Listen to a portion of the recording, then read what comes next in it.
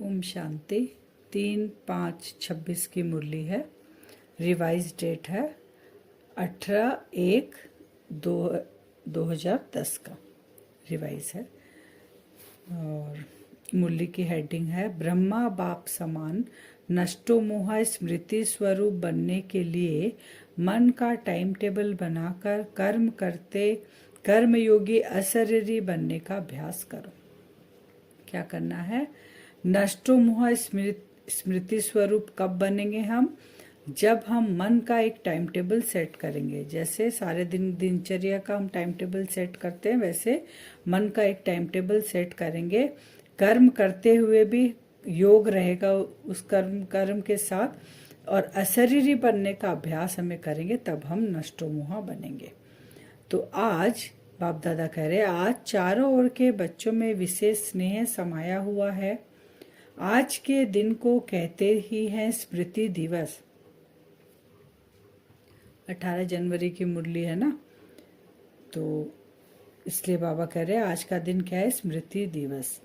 बाप दादा ने अमृत वेले से चारों ओर देखा, चाहे देश में चाहे विदेश में सभी बच्चों के दिल में बाप के स्नेह की तस्वीर दिखाई दी, और बाप के दिल में भी हर एक बच्चे के स्नेह की तस्वीर समाई हुई थी।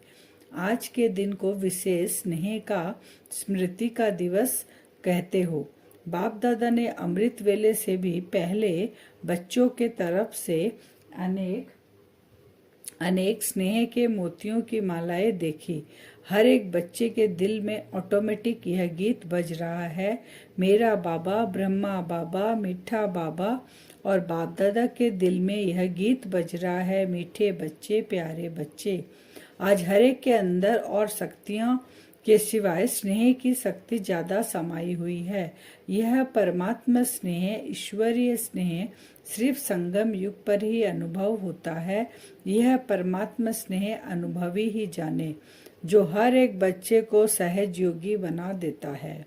कौन सा स्नेह हमको सहज योगी बनाता है? यह परमात्मा स्नेह, ईश्वरीय स्नेह। बाबा कह रहे हैं, आज बाबा भी बच्चों को याद कर रहे हैं, बच्चे भी बाबा को याद कर रहे हैं। जैसे बाबा के लिए कहते हैं मेरा बाबा ब्रह्मा बाबा, बाबा भी कहते हैं मीठे बच्चे प्यारे बच्चे। बाबा ने कहा आज कौन सी शक्ति सबसे पावरफुल है? स्नेह की शक्ति। फिर बाबा कहते हैं कैसे आए हो मधुबन में? ट्रेन में आए या विमान में आए?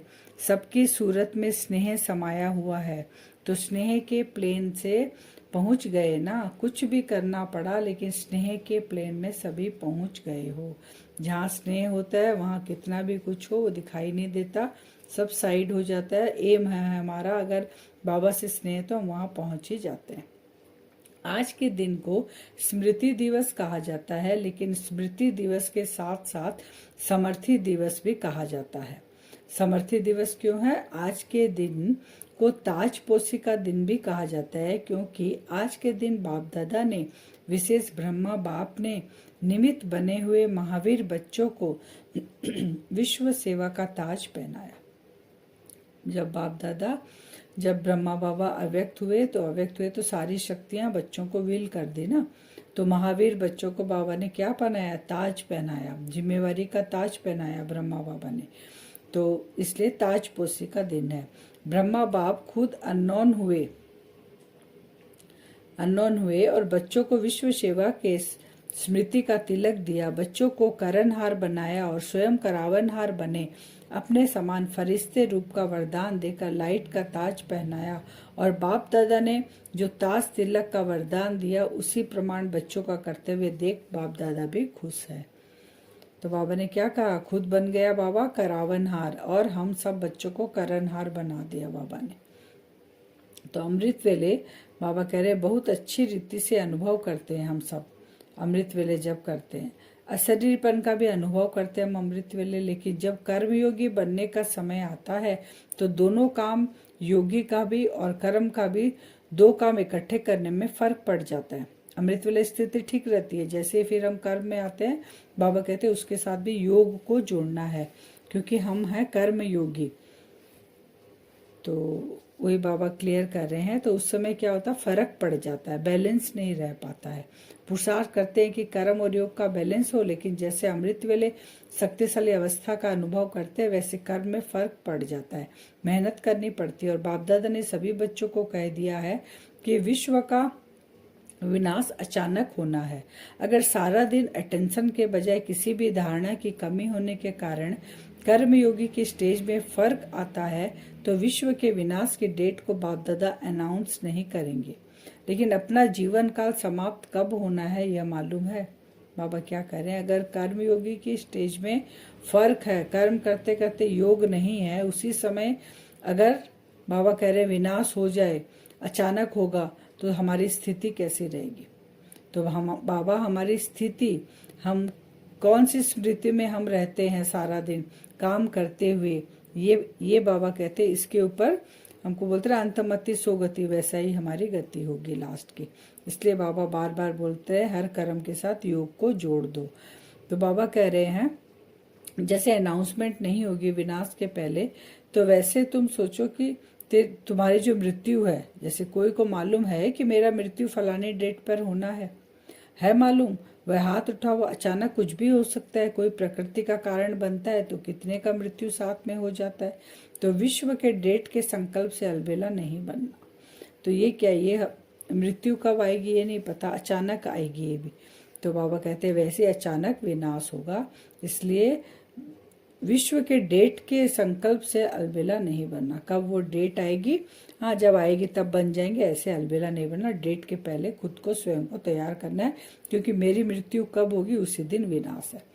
आपकी जगदम्बा का श्लोक था तो कभी भी कब नहीं कहो, अब कल भी हो जाए लेकिन मुझे एवर रेडी रहना ही है। तो इतनी तैयारी सबके अटेंशन में है।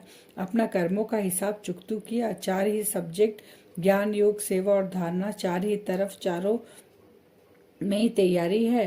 पूरा बेहद के वैराग्य का अनुभव चेक किया, अपने दिल में यह चेक किया कि एवर रेडी है, नष्टोमा स्मृति स्वरूप, क्योंकि ब्रह्मा बाप ने भी स्वयं को पुरुषार्थ करके ऐसा बनाया जो अनुभवी बच्चों ने देखा।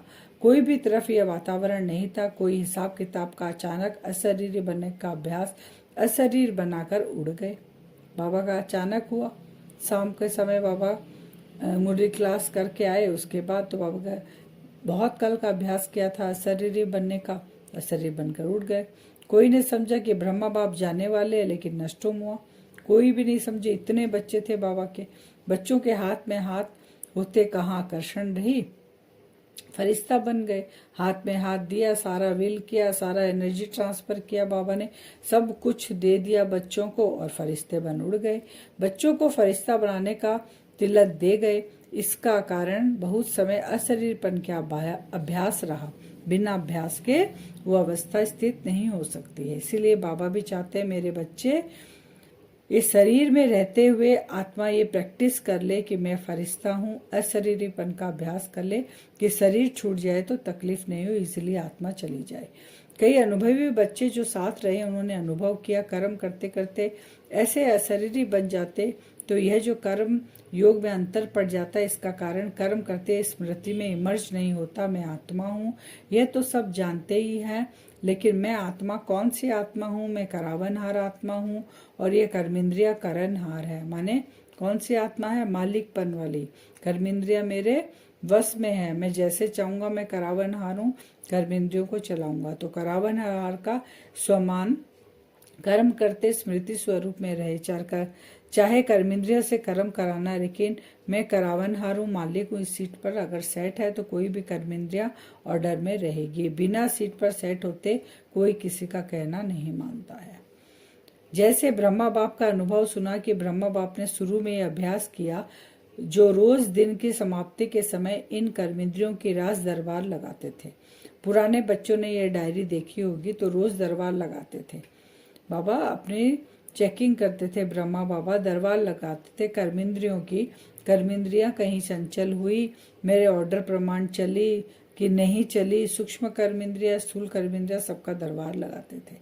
तो करावनहार मालिक बन हर कर्मेंद्रियों का समाचार लेते थे, देते थे। इतना अटेंशन शुरू में ही ब्रह्मा बाप ने भी दिया। तो आपको भी करावनहार मालिक समझ कर्मेंद्रियों से हमें भी कर्म कराना है कि मैं मालिक आत्मा हूँ। एक तो आत्मा मालिक है, सर्वशक्तिवान का वरदान मिला हुआ हमें। एक तो मालिक है हम आत्मा, कर्मेंद्रियों से काम करवाते हैं। फिर हम सर्वशक्तिमान का हमें वरदान क्या मिला है, उस स्वरूप में स्थित होके मालिक हूँ। वरदान है दोनों स्वरूप की स्मृति के स्थित में रह के ऑर्डर करो। एक तो सर्वशक्तिमान ने मुझे वरदान दे दिया, एक मैं आत्मा मालिक हूँ, ये दो वरदान हमें मिल गए। उस स्थिति में अगर हम ऑर्डर देंगे तो कर्मेंद्रिया हमारे ऑर्डर प्रमाण चलेगी। शक्ति आपका नहीं माने असंभव, क्योंकि वरदान और बाघ की प्रॉपर्टी का अधिकार है हमको। ऐसा हो ही नहीं सकता कि हम ऑर्डर दे और वो शक्ति न माने। संगम युग क्या है हमारे पास, एक तो बाघ की प्रॉपर्टी का अधिकार है और वरदान है। अपने पिता ने मुझे वरदान भी दे दिया। संगम युग पर आप सबको सर्वशक्तिमान का टाइटल मिला है। सिर्फ उस स्थिति में स्थित नहीं रहते, सदा नहीं रहते, कभी कभी आ जाता है। इसीलिए बाबा कहते हैं मुश्किल हो जाती है और कर्मेंद्रिया ऑर्डर पर नहीं चलती है। ये कभी सब अपने ब्राह्मण डिक्शनरी से निकाल दो। अभी अभी हाजिर, ऑर्डर किया शक्तियाँ हाजिर, जिसको ऑर्डर किया वो शक्तियाँ हाजिर हो जाए, क्योंकि हमको बाबा से ये वरदान और शक्तियाँ मिली है। फिर मालिक बन के ऑर्डर नहीं करते हो, शक्ति खो जाती है ना, तो उसी स्थिति में रहते हुए ऑर्डर करते हो तो मालिक ही नहीं है, ऑर्डर क्यों माने। स्थिति में स्थित नहीं हुए तो हम मालिक नहीं है, तो मालिक अगर हम मालिक नहीं है तो मेरा ऑर्डर कोई मानेगा? नौकर चक्कर जो कर्मेंद्रिया मानेगी? नहीं मानेगी। जब मालिक की सीट पर रहेंगे तभी मानेगी। बाप दादा अभी क्या चाहते हैं पता है ना? बाप अभी यही चाहते हैं कि मेरा एक एक बच्चा कर्म करते हुए भी राजा बच्चा बने, माने स्वराज्य अधिकारी बने। स्वराज्य अधिकारी बन, स्वराज्य की सीट को नहीं छोड़ो। तो राजा सारा दिन राजा ही होता है ना, कि कभी राजा होता है कभी नहीं। तख्त पर बैठना या नहीं बैठना वो अलग बात है, लेकिन घर में भी रहते हैं मैं राजा हूँ, यह तो नहीं भूलता।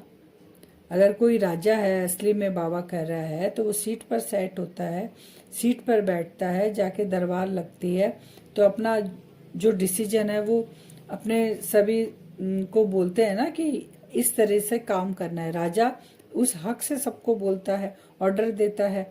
तो बाबा कहते वो राजा क्या भूल जाता है कि मैं राजा हूँ, मैं सीट पे नहीं बैठता? वो नीचे जमीन पे क्या बैठ जाएगा? और अगर वो घर जाता है तो क्या वो ये भूल जाता मैं राजा हूँ? तो ये नहीं भूलता ना। तो वैसे हमें भी याद रखना ये कि मैं स्वराज्य अधिकारी आत्मा, मास्टर सर्वशक्तिमान आत्मा और कर्मेंद्रियों के मालिक में आत्मा, ये हमें हमेशा याद रहना चाहिए। तो ये तो नहीं भूलता ना। तो कर्म योगी और अमृत वेले के यथार्थ योग शक्तिशाली स्थिति, उसमें फर्क नहीं पड़ना चाहिए। अमृत वेला की जो स्थिति है कर्म योगी में फर्क नहीं पड़ना चाहिए। डबल काम है। लेकिन आप कौन हो? आप तो विश्व के परिवर्तक हो, विश्व कल्याणकारी हो। इसलिए बाप यही चाहते कि चलते फिरते राजापन नहीं भूलो, सीट को नहीं छोड़ो। क्या करना है हमें? खुद का कल्याण, विश्व का कल्याण करना है। फिर बाबा कहते हैं, माँ बाप दादा कह रहे हैं मालिकपन का अधिकार किस स्वमान के रूप में रखना है, यह मन का टाइम टेबल बनाओ। टाइम टेबल बनाने आता है ना, माताओं को तो आता है। माताएं अपना आप ही प्रोग्राम बनाओ। अच्छा खाना बनाना, उस समय कौन सा स्वमान अपनी बुद्धि में इमर्ज रखना है। बहुत माला है स्वमान की। बाबा कहते हैं कि सारे दिन में किस समय कौन से स्वमान, जैसे कोई खाना बनाती है माताएं तो वो कौन सा स्वमान ले, बच्चों की देखभाल करें तो कौन सा स्वमान लाए, जो बाहर का कामकाज करती है तो वो कौन सा स्वमान ले। तो इस हिसाब से सबकी अलग अलग दिनचर्या है। बाबा कहते हैं स्वमानों की माला भी बहुत है, उसमें से अपने हिसाब से एक स्वमान को लेकर और कर्मयोगी स्थिति में हम रहेंगे। सभी कहेंगे कि फुल वर्षा पाना है, कोई नहीं कहता है कि बाबा से हमको कम वर्षा मिले। तो फुल वर्षा है 21 जन्म पूरे, आदि से अंत तक रॉयल प्रजा नहीं, रॉयल फैमिली में आना है। बाबा कहते हैं राज्य फैमिली में आना है। तख्त पर तो एक ही बैठेंगे ना, युगल बैठेंगे, लेकिन वहाँ की सभा जब भी लगती है तो रॉयल फैमिली के विशेष निमित्त आत्माएं वह ताजदारी बन के बैठती है, बिना ताज नहीं बैठती है। तो बाबा कहते 21 जन्म है तो जो युगल होते हैं वो तख्त पर बैठेंगे, लेकिन उनके जो पास बैठते हैं उनके भी तो पद बहुत ऊंचा होगा ना, वो बाबा क्लियर कर रहे हैं। तो उसके लिए अभी हमें क्या करना है, बाबा ने कह दिया अमृत वेला और उसके साथ साथ कर्मयोगी स्थिति हमारी रहे, कर्मेंद्रियों के हम मालिक बनकर रहे, स्वराज्य अधिकारी रहे। ऐसा हमें सारा दिन प्रैक्टिस करें, क्योंकि अचानक कुछ भी हो सकता है। पहले देखो, ब्रह्मा कुमारिया का नाम सुन के डरते थे। पहले विनाश विनाश क्या कहती है, और अभी क्या कहते हैं? अभी कहते हैं बताओ विनाश कब होगा, क्योंकि अब सामने प्रैक्टिकल में दिखने लग गया सबको विनाश की। जो बाबा कहते हैं ना, अभी जो सूक्ष्म में हो रहा है बाद में वो प्रैक्टिकल में होगा, तो वो चीज उनको दिखाई दे रही है कि हाँ सच में अब विनाश की ओर दुनिया बढ़ रही है। इसलिए वो पूछते हैं कैसा होगा, क्या करेंगे। इसलिए होना तो है ही है, तो गारंटी है। आप सबको गारंटी है ना, चाहे विदेश वाले चाहे भारत वाले, गारंटी है ना। बाप दादा ने सिर्फ जो इशारा दिया है कि पुरुषार्थ को तीव्र करो, पुरुषार्थ नहीं, पुरुषार्थ का समय गया, अभी तीव्र पुरुषार्थ का समय है। और कभी कभी पर नहीं ठहरो, अभी कभी करना, अभी बनना तो होना ही है। अच्छा, ये सब अब नहीं करना है, अभी और कभी वाला नहीं, जो करना है अभी करना है। और सिंपल पुरुषार्थ नहीं, साधारण अब करना, तीव्र पुरुषार्थ, समय है कम। आज का वरदान है, पावरफुल स्थिति द्वारा रचना की सर्व आकर्षणों से दूर रहने वाले मास्टर रचयिता भव। जब जब पावरफुल स्थिति रहेगी तो जो हमारी रचना है, जो रचना, जैसे कभी कभी हम आलस्य में आते हैं, कभी कभी बेपरवाह बन जाते हैं, कभी अलबेलेपन बन जाते हैं, कभी व्यर्थ में जाते हैं, कभी झरमुई झगमुई करते, बहुत कुछ करते हैं। तो ये सब हमारी रचना है, जो हमने रची है, उसके आकर्षण से दूर रहने वाले मास्टर रचयिता भव। क्योंकि हम है रचयिता, हम उस रचना में नहीं फंसेंगे। ये पावरफुल स्थिति हमको बनानी है।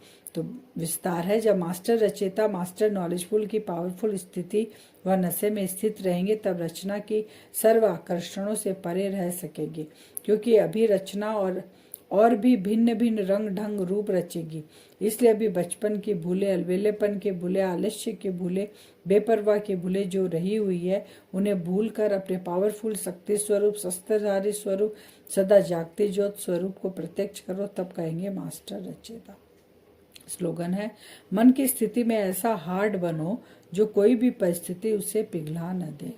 मन की स्थिति, मन के अंदर संकल्प इतना हार्ड हो, इतना पावरफुल हो, कैसी भी परिस्थिति आवे मुझे पिघला न सके। अव्यक्त सारे सदा अचल अडोल एक रस स्थिति का अनुभव करो। किसी भी वातावरण में, वायुमंडल में रहो, लेकिन स्थिति सदा अचल अडोल एक रस हो। कभी निमित्त बने हुए कोई राय देते हैं, उनमें कंफ्यूजन नहीं होना, क्योंकि जो निमित्त बने हैं वह अनुभवी हो चुके हैं। अगर उनका कोई डायरेक्शन स्पष्ट नहीं भी है तो भी हलचल में नहीं आना। धैर्य से कहो, इसको समझने की कोशिश करेंगे, तब स्थिति एक रस अचल अडोल रहेगी। जैसे बड़े कोई हमें डायरेक्शन देते हैं, अगर डायरेक्शन हमें नहीं समझ में भी आता है तो कंफ्यूजन नहीं होना है, क्योंकि वो अनुभव से हमें कह रहे हैं, तो हलचल में नहीं आना है। उनकी स्थिति को, उनके धैर्य को देखना है, खुद धैर्यव्रत रहकर उनके वो जो समझा रहे हैं उसको अपने अंदर लेना है, तब हम एक रस अचल अडोल रहेंगे। अब वरदान से हम योग करेंगे। अपनी पावरफुल स्थिति द्वारा रचना की सर्व आकर्षणों से हमें दूर रहना है। इसके लिए अपने आप को सबसे पहले साक्षी भाव में रखेंगे। मैं आत्मा इस भ्रकुटी सिंहासन में बैठी हूँ।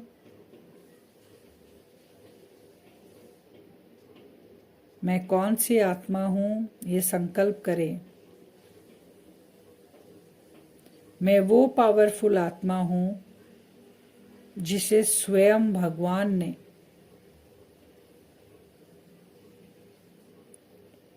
इतनी बड़ी दुनिया में, इतनी करोड़ों आत्माओं में से मुझ आत्मा को चुना है। ये एक पावरफुल थॉट कि हम साधारण नहीं हैं, इसीलिए परमात्मा ने मुझे चुना है। वो मेरा पिता है। दूसरा संकल्प हम करेंगे पावरफुल। एक तो इतनों में से बाबा ने हमें चुना है, और वो रिश्ते को याद रखेंगे, वो मेरा पिता है। तो जो पिता के पास होता है, जैसे पिता का संकल्प होता है, जैसा पिता चाहता है, वैसे ही हमें बनना है। तो बाबा हमारी स्थिति बहुत पावरफुल चाहता है कि हम आत्माएं कि कोई भी आकर्षण में नहीं फंसे, तो हमें वैसा ही बनकर दिखाना है। मैं आत्मा, अपनी आत्मा को देखते रहे भ्रकुटी सिंहासन में, बहुत पावरफुल आत्मा हूं। मैं उस शिव पिता की संतान हूं। जो भी मेरे संकल्प, कर्म या वाणी से जो भी मैंने रचा है, मैं रचयिता हूं। जो भी रचना मैंने की है, उन सब आकर्षणों से मैं मुक्त हूं। साक्षी होके उन सबको देखें।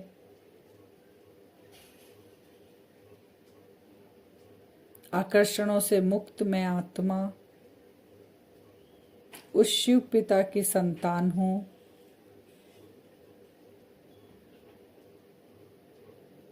ये संकल्प एकदम पक्का करें। अब विजुअलाइज करें बाबा से एक फाउंटेन की तरह लाइट मेरे ऊपर पड़ने लग गई। बहुत शीतलता का अनुभव कर रहे हैं बाबा की उन शक्तियों के नीचे बैठकर।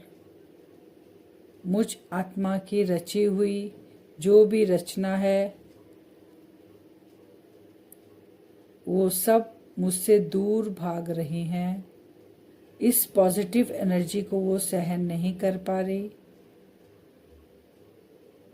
अपने आप को बहुत पावरफुल स्थिति में देखें। सारा दिन में हमें ऐसे करना है कि मैं बहुत पावरफुल आत्मा हूँ। बाबा से एक फाउंटेन की तरह लाइट मेरे ऊपर पड़ रही है। कोई भी कमजोरी, अलबेलापन मुझे आकर्षित नहीं कर सकता। मैं रचयिता हूँ, मैं मालिक हूँ। ये सारा दिन हमें अभ्यास करना है। ओम शांति।